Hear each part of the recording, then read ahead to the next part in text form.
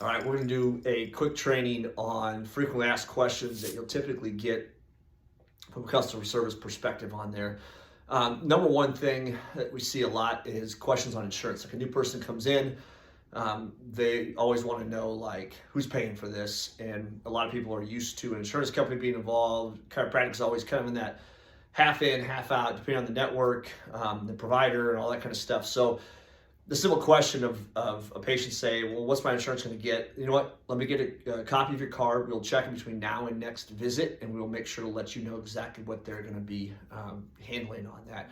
That way, you don't have to say something at that time that you may not know, because what's on the front of the card is very, very minimal amount of the information that you're going to need to be able to answer that question effectively. So again, you know what I'm going to do is I'm going to get a copy of your card. We'll check between now and next time, and we'll get back to you at that point in regards to what it is. If you want to know earlier, we can also call you with that information as well too.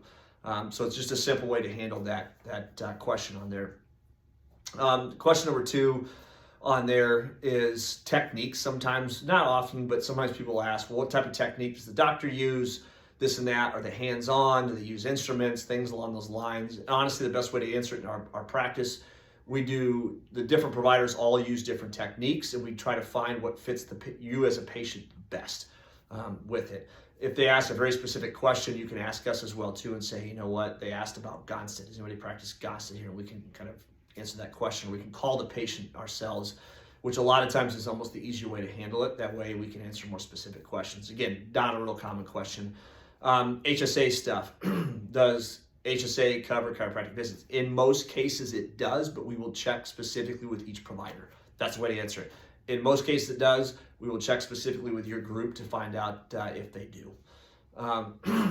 Another question, pushing out frequency. So a patient will come up, they're supposed to be once a week, and they're like, hey, you know what? I think I'm just gonna do 2 weeks now at that point.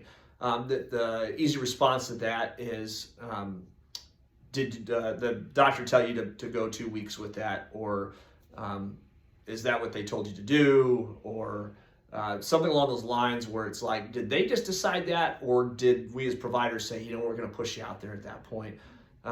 Just to kind of get an idea of where that's coming from, because patients will start to mess with that. They're like, well, it's inconvenient for me to be here once a week or whatever the frequency is, and they want to say, you know what, I'm just going to push it out. Well, if they start doing that too early, we're going to backpedal on their care at that point. So we just want to make sure we handle it. If the answer to that question then is, well, no, they didn't, but I just can't, like, you know what, let me talk to the doc quick and see if that's going to work at that point in time. And just check with us. We can have a quick conversation with the patient at that point. If they really push back on it, I'd rather not burn a bridge with a patient at that point. We'll schedule them for that frequency, and then the next time they're in, we just need to highlight that visit and make sure we handle it when they come in at that point to find out why and make sure they understand how it could affect their care. So again, the question is, you know what, I think I'm just going to move it out to 2 weeks now.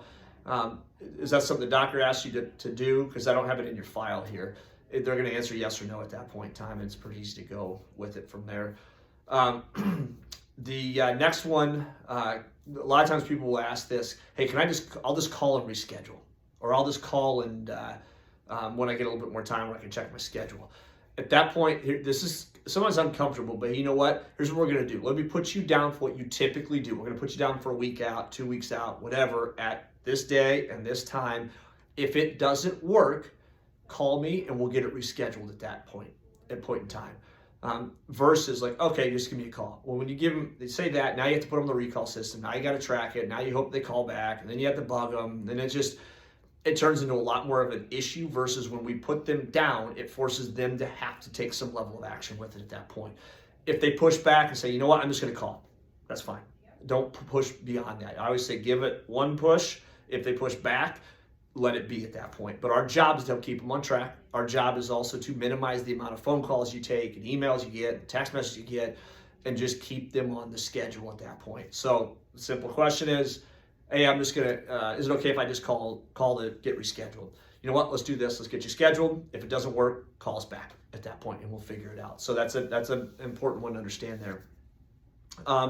Sometimes people say, how about I just pay next time we come in on there? Like a first visit, a patient comes in, can I just pay there this next time on there? Well, our policy in our office, we collect the time of service the same day at that point. What's the easiest way to do that? Cash, check, or credit type of deal. If they push back on that and they just don't have it, then it's like, hey, you know what? Let me check with the provider and find out if that's okay with them at that point.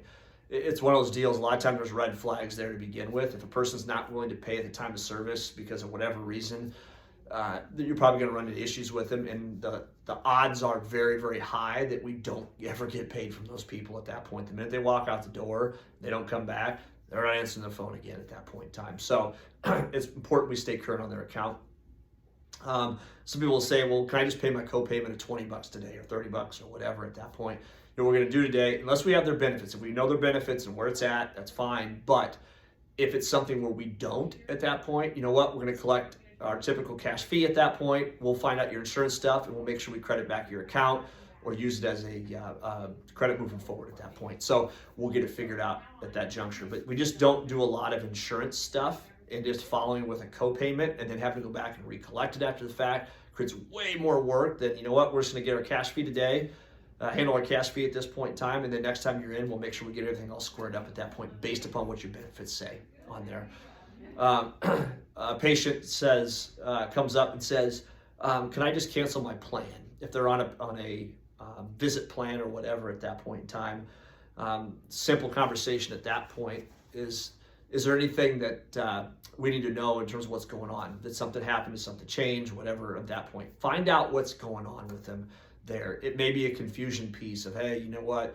I thought my stuff was done, or it's hard for me to get here, or whatever. Find out what the real question is there so we can handle that. If a person is just like, you know what, I can't make it here once a week or twice a week or once every month or whatever it is, you know what, let's find something that does work then versus just throwing the baby out with the bathwater. Let's find a compromise at that point. We'd rather have them engaged in some level than nothing at that point. So just understand that piece of it.